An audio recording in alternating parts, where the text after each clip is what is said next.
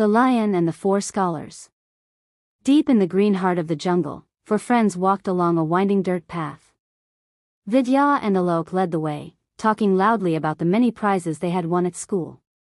They carried heavy satchels filled with thick, dusty books and believed they were the cleverest people in the whole world. Behind them walked Kavi and Ishan. Kavi was also a very famous scholar, but Ishan was different. While the others kept their eyes on their scrolls, Ishan looked at the colorful birds in the trees and listened to the rustle of the wind. He didn't have as many books as his friends, but he had a very sharp eye. Suddenly, Vidya stopped near a large banyan tree.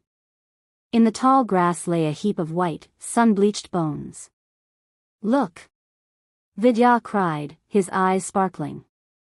"Here is a chance to prove our greatness. I shall use my knowledge of anatomy to put these bones back together." Ishan looked at the bones and felt a small shiver of worry. Vidya began to work. He chanted a long, complicated verse and moved the bones with his hands, snapping them into place like the pieces of a giant puzzle. Alok watched him closely, holding his own book of spells open, waiting for his turn to show what he could do.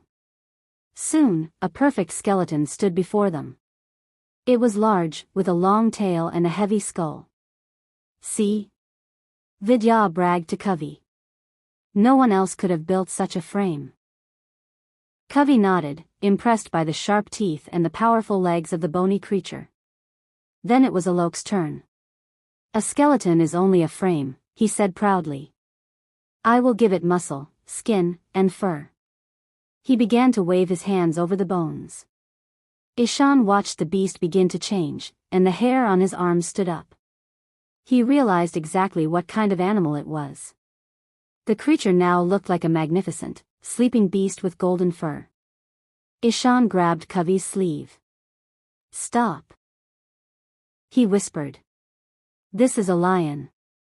If you bring it to life, it will be hungry and dangerous." But Kavi just laughed and shook him off, reaching for his own bag of magic herbs. Kavi stepped toward the lion. "You are only afraid because you are not a scholar like us, Ishan," he said. Vidya stood nearby, nodding in agreement. "Watch and learn what true power looks like." Kavi prepared to blow a breath of life into the lion's nose. Ishan knew he could not stop his friends. While Kavi began the final spell, Ishan turned and ran to a nearby tree. He grabbed a low branch and scrambled up the thick trunk as fast as he could, climbing high into the green leaves until he was safely out of reach. Kavi finished the spell. The lion's eyes snapped open, glowing like golden coins. It let out a roar that shook the very ground. Before the three scholars could say a word, the lion sprang toward them.